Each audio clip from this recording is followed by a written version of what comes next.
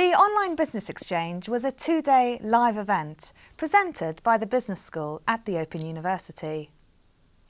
During the event, there was live chat and forum discussions.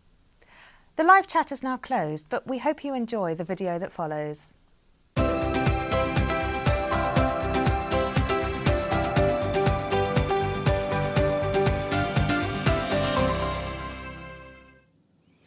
Hi and welcome back to the Online Business Exchange. In this session we are talking about customer driving or customer driven marketing. And I'm joined by Julian Cooper. Julian, welcome back to the studio. Now you've been talking about a range of issues in both sales and marketing, and of course these are very intertwined and very interconnected. So can you tell us then, what are some of the main issues? What is this idea about customer driving or customer driven? Okay, yeah, well I thought for most of us, we work in organisations that have a particular approach, and it's worth looking at it from big picture first. So, if you're taking a sales or a marketing perspective, how your company operates, how it does its business, how it works with its customers is really, really important. And for many of us, we perhaps find that there's often the case where people would say within the business, well, we're just doing stuff, we make products, we're really product-centric. And what that generally means is, actually, we're not communicating or talking with our customers. And so that's something that troubles a lot of people in business, whether you're in a technical business or in a product or service business. You can get much too inward looking. You can end up believing in your own hype. And that's affected an awful lot of us and how we actually manage to drive our revenues and become and build sustainable services. We spend so much time inward looking and developing, we fail to see what's happening outside.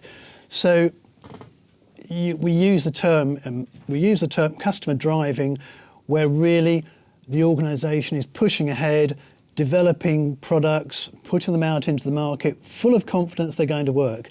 And perhaps the product manager, the designers are confident, they're skilled people, they've been doing their job for a long time, they know what the customers want. But actually, you can end up taking your own view, and it's so valuable actually to put that out at an early stage and get an alternative view. So customer driving is something that happens. Some businesses can do it and some are brilliant at it. But for most of us, we really, I guess, use the term customer driven. We're listening to our customers all the time. We're trying to understand what they're saying, what they mean. Can we actually develop on the back of the things that they really want? And being responsive to how they change. So you could look at it as a sort of spectrum. On one side, you've got some very big organisations perhaps putting out some really fine and spectacular products.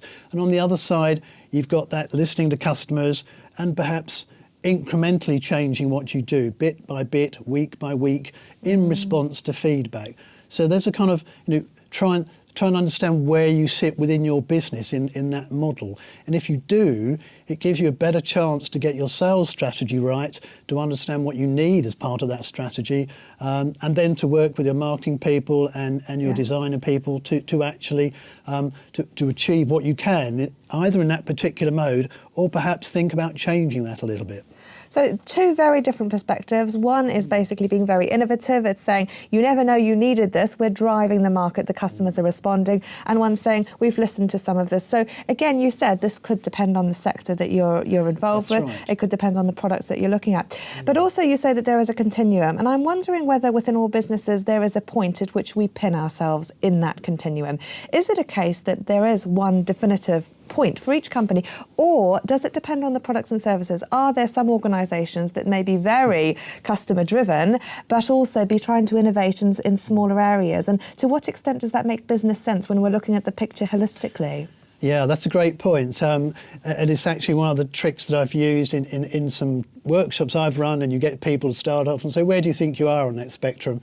And it is quite interesting, and quite often where they think they are, when you actually do some analysis, it's far from the truth. So how does that work then? How do people pinpoint where they are? What are the factors that would make you decide the extent to which you are customer driven or customer driving? I think perhaps most of us have a sense of, we like to feel and we like to think that we're doing stuff right, and therefore perhaps we are a bit more customer driving, but actually we like to think also that we listen to our customers. it's not always the truth, or it's not always the whole truth. So I think you used the word innovation just now, and I think that's really critical to the discussion, because today, in today's digital economy and the technology that we're using and the advances in that technology, there's so much opportunity to innovate, and we see some huge examples where companies have taken that approach from day one. And of course, Apple is perhaps the prime example. And if you see their approach, they've got some great designers and developers, some of the best in the world. But they pretty much go into a closed shop in the development mode. You can't get much out of them in terms of what's coming along, you know. And actually, occasionally you get a little tease, or somebody sees a tweet that allegedly is part of a very early design for a new phone or something. But really, their approach is to do the best they can. They believe passionately that they know what a customer is going to want. And there's a bit here about anticipation as well. Well, you get these rumours, don't you, sometimes, about certain products that may or may not be being developed. Do you think they do that on purpose? I think in many cases they do. I mean, there's a way of actually getting people excited, teasing them almost to say, look, this is coming, and we as humans automatically want to know a bit more. And if you don't show everything, then yes, you know, you want to know a bit more. You're going to stay interested and pick that up. So to what extent are companies almost shaping? Say they're developing a product, they don't want to let loose what that product is, but there might be a need to create this customer demand out there. So they might be saying, wouldn't it be great if we had X, Y, Z? Wouldn't it be wonderful if you could tap into your phone from your arm? You know, all of these ideas that could be sort of shaped in terms of behaviour that we might want to engage with whilst they're developing a product. To what extent are people creating that market then before the products are actually sent to it? Yes, that's right. Well, I think depending on the product, service, the industry, if you look at, certainly from a developer perspective, the guys and girls who are in developers really know quite intimately the sort of things that are working now, the sort of things that are interesting people, and so if you like, there's a bed of knowledge, and you can build on that. But you also have to then take that out and to listen. And even companies like Apple, we say, well, they're customer driven, they're customer driving. But actually, you know, those people in Apple are working with customers, potential customers all the time. So they're actually building that bed of knowledge, if you like. But that's not how most of us can do it. So, you know, there are ways and means to actually get closer to your customers. And I think for most businesses, you really have to work very hard at that. And even those companies like Apple have failures. And if you look at some of those, it makes you think that perhaps, well, yeah, you're very clever, but sometimes even you take your eye off the ball. Yeah. So we could think about the Apple Glass. And I don't know if you remember when that came out, pair of glasses which would give you some information. And oh yes, I do. They look pretty Isn't it funny nerdy. How quickly we forget about some of these failures? Yeah. We had a pair purchased when it launched for our business, and we looked at them, evaluated them. Most people were too embarrassed to walk around with them on. Yeah. So, you know, perhaps the behaviour element hadn't been properly assessed. Right. But they were big enough to pull them out. They withdrew after, I think, maybe a year and a half. Yeah. And learnt from it. Yeah. And if you are an innovative organisation, you have to be prepared to fail as well. Yeah. They're lucky they're big enough to fail. You raised such a good point before, which relates to this, which is, you say, you know, people want to listen to their customers, but do they always listen to them? You know, to what extent are some organisations hearing what people are really saying? You know, when we ask people, when we have these surveys, and we've talked throughout this whole online business exchange about the various touch points that companies can have with getting feedback from consumers, both behaviourally and in terms of what they say that they want. But you say, are they really listening? Are we asking some of those right questions? And how do we then gain that insight to actually get something sensible that we can use out of it? Yeah, that's right. And I think, you know, if you're in the sales team and part of your job is clearly to be close to customers, if you're a good salesperson, you'll have your own techniques. And I think those techniques still work in many cases, but increasingly you have to actually, as a business, take on board all of those touch points. And from the top, you have to build a culture and an attitude where you do actually take that on board. You involve customers wherever you can, and you work to sort of build a consensus. And I think quite often organisations will set up forums, and maybe those forums are chaired by somebody within their customer group. You go along to those forums, but those forums are run by that group. They'll raise matters that are really important to them. And if you actually are a listening company and a listening business, you will take on board that feedback. You can't always adapt and build from it, not always, but actually, if you're seen to be involved, then that's a really valuable sign to your customers that you are listening. And you have to demonstrate that. So there are lots of ways to demonstrate that online now in different forums, and actually at events where you attend and you listen to what customers have to say, and you need to work at that. And as a salesperson, you need to be involved in that and be part of that. But thinking specifically about a digital economy, because you've mentioned the various ways of either doing things online, engaging in forums, or talking to people. What are some of the areas that companies could use in terms of the digital economy that could create an advantage? Okay, I think what it's all about is looking at what you're doing now as a business, looking at what's not working so well, but also from a competitor perspective, you need to look at your competitors, and you need to look at those business models and are they working? And there are two or three ways you can look at this in terms of how you actually make something and develop new ideas and innovate using digital. And one of those is, if you like, to look at stuff that isn't working, to look at old models.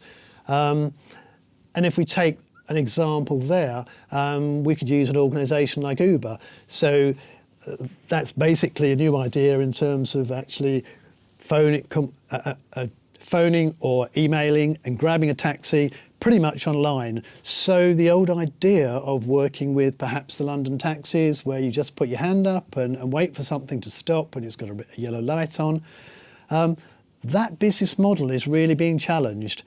And really what Uber did was look at what people want to do now. Yes, you can still put your hand up, but actually you can put your hand to your mobile and you can very quickly grab something. But is it being challenged, or is it just offering an alternative that customers within this digital economy are being so much more demanding? Some customers will want an app. Some customers would only ever think about ordering a taxi with their mobile phone. Others wouldn't dream of it. And so surely this whole idea of market segmentation and offering things that will appeal to different customers is really, creating these niches that people are building on. Yes, I mean, Uber will have done their market segmentation, I'm sure, very carefully. They'll recognise the sort of customers, the demographics of those customers who'll want to use that service. Yeah. And they'll target their marketing very much towards that. Yeah. And for London taxis, perhaps, there's a challenge to them. How do they get over that? What about their business model? Does it change to match? Does it try something totally different? And it's quite fascinating to see some of the values that drove those older businesses are just suddenly no longer relevant in today's market. So, for example, think about the London cabbies' knowledge. Yeah. They maybe would spend up to 2 years learning pretty much every street in London, routes, and they were tested on it. All of a sudden, because everybody's got their maps on GPS, hang on, that's no longer very relevant. So the bit of that business that was probably of most value is suddenly redundant. And that's one of the things that that disrupts and threatens businesses, and none of us are immune to that. Yeah. So I think that's the bit about keeping your eye on the markets, keeping your eye on technology and innovation, and having part of your business that's constantly looking at that. Yeah.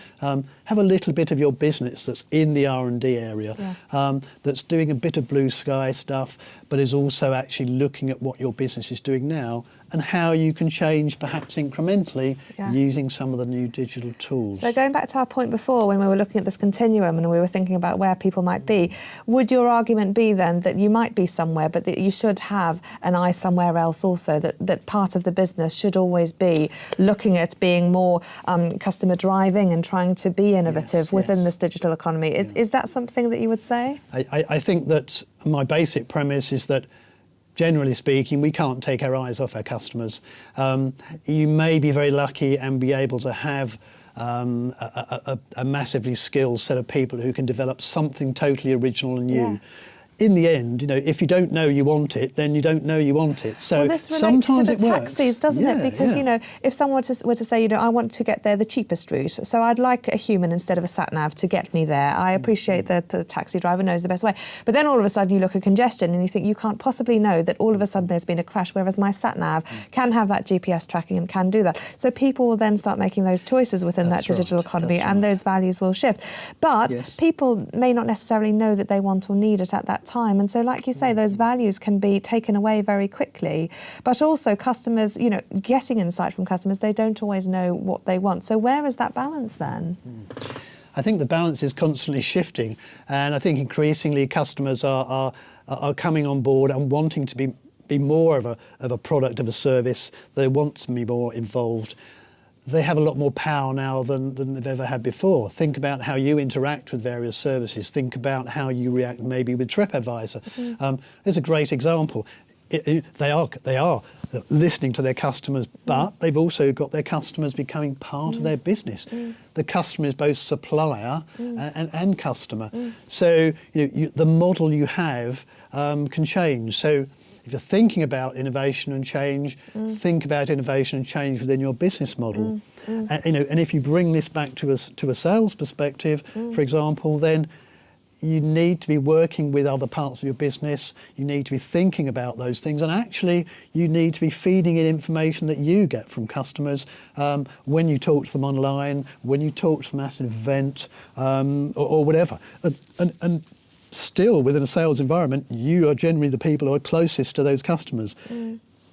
But tell me this though, because one thing I do know about working with feedback and surveys is that people say things and they don't always mean them. We can ask people, do you value ethical goods? Yes, I do. Are they selling them more than not unethically sourced goods, for example? No, they're not. So we know that, what people say versus what they do can be very, very different. So to what extent is there this balance then between getting insight from this feedback that you're talking about and the behaviour that you're also talking about? Yeah. That's a very good point. And with a lot of market research, first of all, if you don't get pose your questions in an appropriate way, you can very easily get feedback that actually guides you in the wrong direction. Like you say, if you ask people what they may do, they may tell you the truth. They may tell you what they want themselves to do, but actually, you're quite a long way off. I think a few years ago when Tesco went into the US and they opened up a massive chain out there, it was a huge enterprise. Their research indicated that it was going to work, but pretty much like you say, they were asking the what-if questions. They really weren't going on actual behaviours. What digital insight gives us now through things like Google Analytics is the ability to ask those questions and then actually to monitor how people work, how people interact in services they are using, and that gives you much more information about what people have actually done, perhaps as against what they say they may do. So you take those insights from actual activity, either stuff you've done or others can provide you, and then you can be a little bit more certain and have a little bit more strength in the metrics that it's worth actually moving in that direction. But this would be the case if you had a large marketing department, if you had a lot of analytics, and if you had the capacity to track people. What then about the smaller businesses? Because for them, customer feedback, they're probably perhaps closer to their customers than some of these larger organisations. So they've got different ways of getting insight and different ways of talking to people. Yes, How might then this translate to those smaller or medium-sized enterprises? Yes, and I understand that, and it's quite a tricky solution. There is no absolute solution, but there are ways you can focus, and I'd still say that for smaller businesses, you really need to work with your potential customers, your actual customers, as closely as possible. An example I can recall is working with a small startup software company. And it was a wonderful piece of software they were developing. But the two guys, main developers, were so sure that it was going to work. They were not prepared to put that out into the marketplace in any way, shape or form unless they had a sale from day one. I pleaded with them. I tried everything I could to say, look, okay, let's just offer this to some potential customers, some organisations you're quite close. Try this, see what you think. Because in the end, if you don't get that sort of feedback in an early stage, then you're highly unlikely to actually start. You don't necessarily generally start by making a sale or something like that. You start by trying a little bit, offering something in a beta mode perhaps first so people can try it and use it, and then learning from that. And then you build your revenue with a full version perhaps. So it's about pacing yourself and learning very, I guess, in slow, small, quantifiable stages, so that you aren't making those big leaps and then you aren't sure about the cause and effect. We're all keen to start earning revenue when we have a startup. It's wonderful to get your first revenues coming in, but there's a way to get there. And if you have a service type business, then do some work for other organisations. Spend a few days, a couple of weeks, offer your services, and that's maybe if you're in a marketing consultancy, for instance. Actually work with some of the target market customers, offer to do some things for them. But something very conceptual like that. I mean, 50% of our audience watching are in small and micro businesses. So when you don't have tangible assets, when you aren't sure quite what you can offer, and you're starting with something, I mean, people are very vocal when they tell you what they don't want, but how might enterprises like that then start finding out what people do want, theoretically as well as practically? Yeah. I guess most things come from a great idea, and that's the start of most things. And you build on that idea, and generally it takes one or two people with passion, with some knowledge, and you literally work up from there. In terms of smaller businesses generally, and you're a working business, it's really important just to keep your eye on the ball and to tap into to all the social media. Not just your industry forums, but to use social media, watch social media. And also in a growing business, you'll get people commenting in their own social media way, but you'll also get forums developing for products and services as you become bigger. And you have to watch those quite carefully. And some of those may just jump up, and they may actually start from a negative, perhaps some really bad service. So you can't afford not to take your eye off your online media. I think if you stay close to that, if you work with that from a sales and a marketing perspective, then that's your best chance of really building a user base. So that digital economy is very valuable then to those small businesses because it's so immediate. Yeah, I mean building a base of people who are aware of you, not necessarily actual customers, but eventually, sooner or later, more and more of those will come on board. Virtual word of mouth is great. If you can build that, it's really valuable. So let's think about some of the lessons that we can take from today's champions and how they've built new revenue streams and spotted some of these aspects and being, I guess, very customer driving in their approaches. Amazon's something we've spoken extensively about, and I don't know whether it is like our pinnacle of good business in terms of the way that they're being so fluid in shaping things. But what can you tell us about the way that someone like Amazon has employed a very customer driving based business? Okay, well, I think as we were saying, Amazon are very focused on what they do. They had somebody who completely believed in what he was trying to do, and they set their whole business up to actually build on that. And they set their marketing up as well to work from that approach. So if you're confident in what you're building and what you're developing and what you're launching, then you can build your marketing campaign on the back of that. And it's really all around a marketing and sales campaign that's built on that launch. It's work yourself up to the point when it opens, and it's there for a select few probably to start with.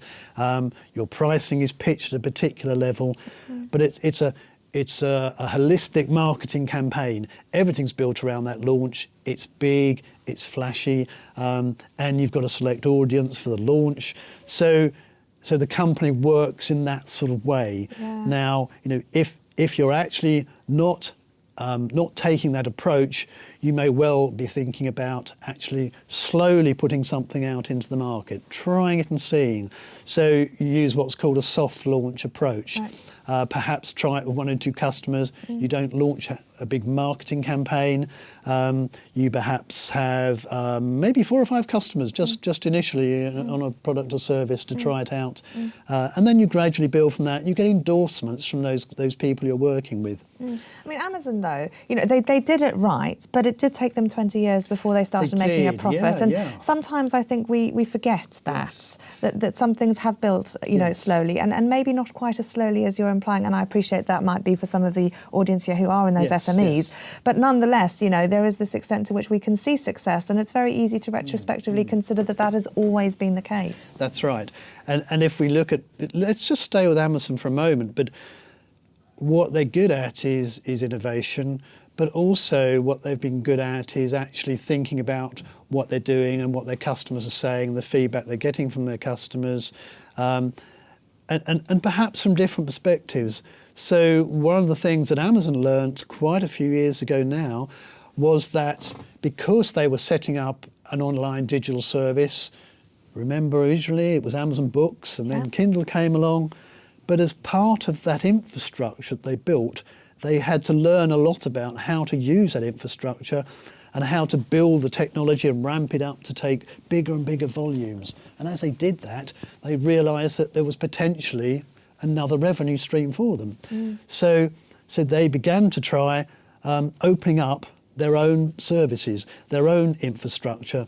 And so the service they were using, there was lots of space because they maybe booked too much, and they were saying, okay, so we can offer this as a service. And so today, if you're looking to put your services online and you're looking to store your information, where would you go to? You may go to Amazon Web Services. It's one of the most popular services that there is. And that all really came from innovative thinking, using ideas and trying something new. And that happens with many organisations. Another, if you like, more chunky example is General Electric, known as GE now, and famous perhaps for making things like jet engines. Now, they use digital technology in lots and lots of ways from a scientific perspective, obviously. But actually, they learned in a similar way that what their own customers want was not just necessarily the big jet itself, the big piece of product. They also needed to monitor how those products are working. And because GE were doing that monitoring, they were actually putting sensors on.